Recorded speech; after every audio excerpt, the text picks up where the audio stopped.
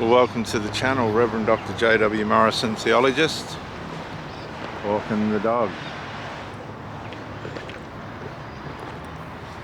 Come on, Hank. Thank you for coming in. Here at Gosford on the Central Coast, New South Wales, Australia.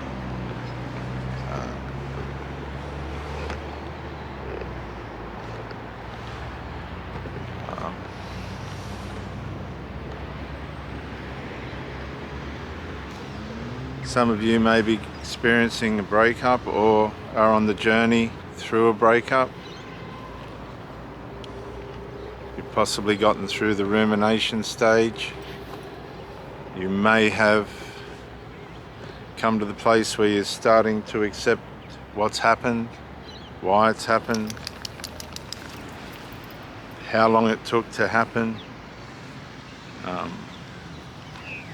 why they didn't find a solution, what were the solutions and possibilities of fixing things. What was there a halfway mark? Was there a way of making things work despite the circumstances? Could things have been different? How did it work out the way that it did when everything was going all right? Why didn't it flourish when it should have? Excuse me. There's a lot of reasons for this and a lot of answers to this. And a lot of the problems lie in our abilities to be honest and transparent. A lot of people aren't honest and transparent the way they should be. People have needs and they choose someone through which they'll get those needs met, but that's as far as they want to go. They just want to go as far as meeting the needs rather than building a relationship. Sometimes this can be identified as narcissism or some kind of personality disorder, and sometimes it is. People just want their supply from somebody and then they're happy to move on from that person. And that leaves you vulnerable to how much you bond, what your intentions are, what you expected from the relationship and that person, and did the result line up with the agreement that you've made at the start of coming together.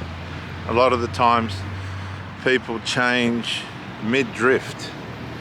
I call it mid-drift. Because when you start mixing yourself with somebody else, mixing your soul and soulish and spiritual recipes with inside that person and then with inside you, there's a lot going on. The first couple of transactions are just that person coming into you, who they are, what they've got, what they haven't got. Hopefully they haven't got sexual diseases, which is in the physical realm. But then when you look in the spiritual realm, what if they've got unresolved resentments, hurt and pain from abuses, enmeshments with family members, unresolved issues within themselves, drug habits and all this other stuff. That's more of the physical altering the spiritual. You see, people may need drugs and things for their health, for their medical health, but it also has, it alters the soul and the spirit. The desired result alters the soul and the spirit. And that's just a consequence of those ways of dealing with things. And sometimes it's not a choice for people. Some people just have to be medicated to have an acceptable way of life for themselves and the people around them. So There's all variations, all different variations, and so the makeup of that person mixing with the makeup of your person may initially be positive. It may initially have a positive impact and be fruitful for both involved or all involved, but then as the mixture starts to blend, as the two souls, her soul within yours and your soul within her, start to blend, there could be contrary results, like she might get a better result out of it than what you do by way of consciousness. Consciously she really does like you and love you, but on the other hand you might have some conflicts with how it's ended up. And that's why things don't work out all the time. That's why things take time. Relationships take time. The way things develop take time. The way things turn out take time. And we have to be willing to understand that even though we're having a great experience and a wonderful time with that person, that doesn't guarantee that when it all comes out in the wash, that it's going to last.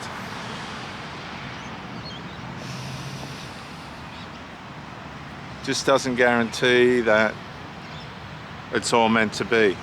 There's so many variations now that attack relationships and upset them and break them, that you're up against usually more than you can cater to.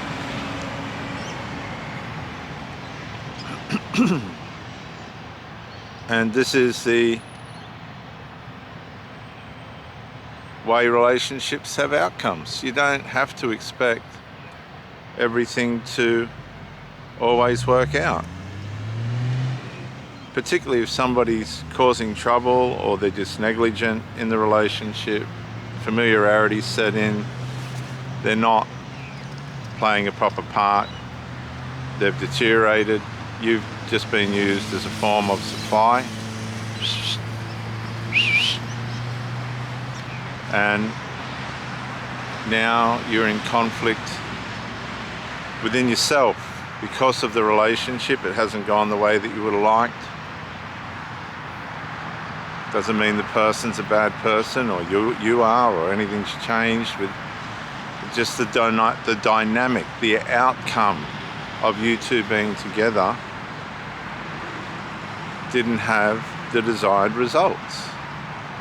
I remember in one of my relationships, I started the YouTube channel Pro Ricky Exclusive, and it was confronting. It was confronting some of the female behaviour and male behaviour, but at the initial outset it was about dating, and it was looking at female behaviour and how they're just, a little bit out of sorts, and that can be confronting when you're looking at elements of integrity and personal introspection.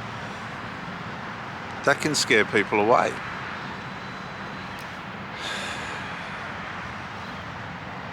For different reasons, for right and wrong reasons. It's not intended to, but as you change or they change, you can drift apart. And this is the cause of breakups. This is why there's breakups. We drift apart, we change our perceptions that may not be good for the person that you're with. They might digress. They might start drinking too much alcohol, or over-medicating, or something of this sort. They might go too far with their hobbies and they're neglecting you. They might be in a band and all of a sudden they're on tour and they've got a love interest for somebody else. All these things. Your partner could be working at a club and all of a sudden there's somebody new worker at the club and now they're drifting away with that person. There's no guarantees. People don't care about marriages if there's an outside I've seen, had a friend of mine whose mother used to work at the Leagues Club. She met a man at the Leagues Club, didn't care about the devastation that it caused on the family. She ran off with the man from the Leagues Club. They worked together. Desire has a way of leading people by instinct, not by moral.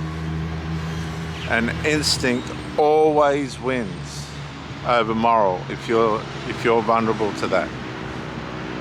And a lot of people are. They're vulnerable to their instincts. And you can fall prey to that. People will... Okay. People mirror who they like. I've had a couple of girlfriends where they were coming off medications and dope and alcohol and things. And then all of a sudden, just as things are starting to build and get closer, and really all of a sudden they're coming over stoned or coming over drunk. Who are they mirroring? Who are they hanging around? You got to ask straight away. They're not worried about what you think. Somebody's on the outside that's influencing them in that way. There's an emotional attachment somewhere that's sabotaging the progress of your relationship. All these things, human nature, changes like the wind if somebody hasn't got an understanding of values and stuff. People will know you, excuse me, like you know them, and you'll have your expectations and they'll have theirs, and yours will be in agreement, and everything could be going for 3, 6, 12, 24 months. And then all of a sudden there's a shift. She might meet a relative of a client, and it all gets too friendly. You've got some issues that haven't been resolved. This person hasn't got any issues with your partner. They become a breath of fresh air. The next thing they're in bed together. The relationship's ruined. This is what you're up against. It's very hard to find people of principle, people of resolve. You'll find if you meet people of principle, you'll meet people of resolve. People without principle are not people with resolve. That's it. Here, I'll just clip him in while this dog goes past. Good boy.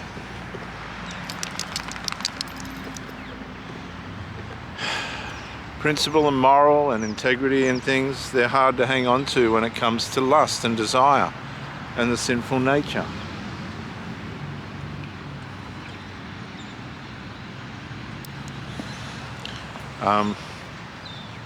The sinful nature penetrates so quietly and so deeply, people don't even know that it's there, influencing them, destroying them. And it becomes generational. It gets passed on. And the patterns of the scapegoat and the golden child and the mother that's enmeshed with the children and children enmeshed with their mother or parents in an unhealthy way goes along, and then all of a sudden there'll be a generation and there'll be a black sheep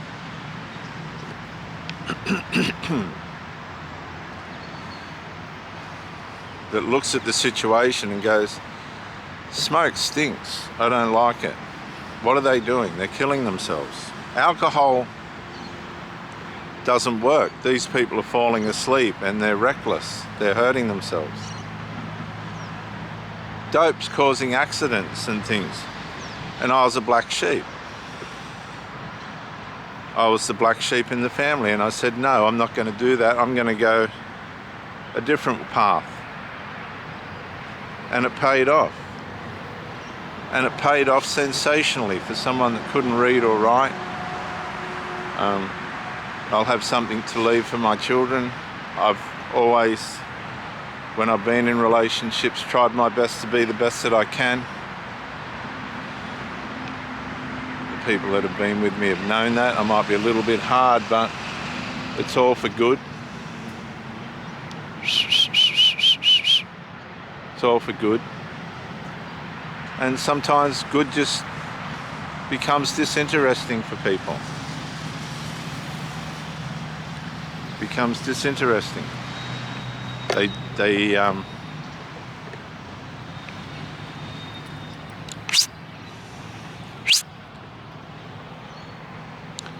just get disinterested, and some shiny new toy comes along and off they go. You can't be too harmed with that. Every breakup I have has never been affair related. It's always been issue related. Always.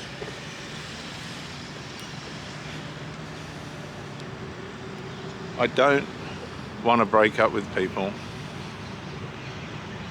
to run off with somebody else. I don't think that's right. I don't think that's fair. I don't think that's just.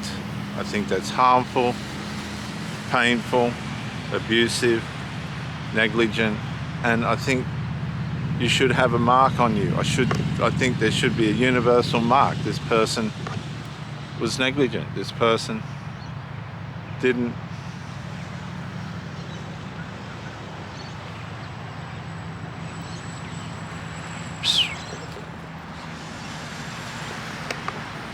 do what they said. They couldn't follow through with what they said. Good boy. Good boy. Here. Here. Hey, come on. Good boy. Put a mark on them so that you can be wary of. See, anybody can perform at the start. That's just how it is. But when reality sinks in, and as I said, the mixture just isn't there. The ingredients are there, but the outcome isn't the preferred one. That's when we realize, unfortunately, that it's time to move on. If you're being abused, neglected, misunderstood, lied to, abused physically or mentally, and remember, a lot of mental abuse is in the passive form, silent treatment, negligence towards listening, no response when there should be responses. These are all forms of abuse, silent abuse, the silent killers.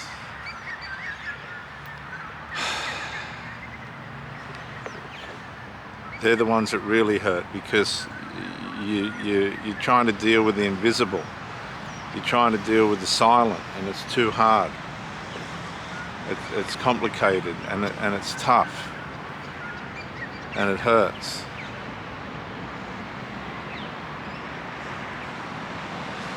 They're the hard ones. But if you're going through a breakup and you're past the ruminating stage, you're having a little bit more calmness in your mind, things are starting to balance out for you, you're starting to come to terms with the justices and the injustices of it, just know that if you're really trying your best and you were limited, you were robbed, you weren't able to fully invest yourself into the relationship, you were sideswiped, possibly triangulated, and the privacy of the relationship was violated, just give yourself time and be honest. You'll suffer, but at the end of the suffering will ease. Look towards Jesus. I look to Jesus and the beauty of the Creator. Hank, hey, hang on, excuse me. Hey,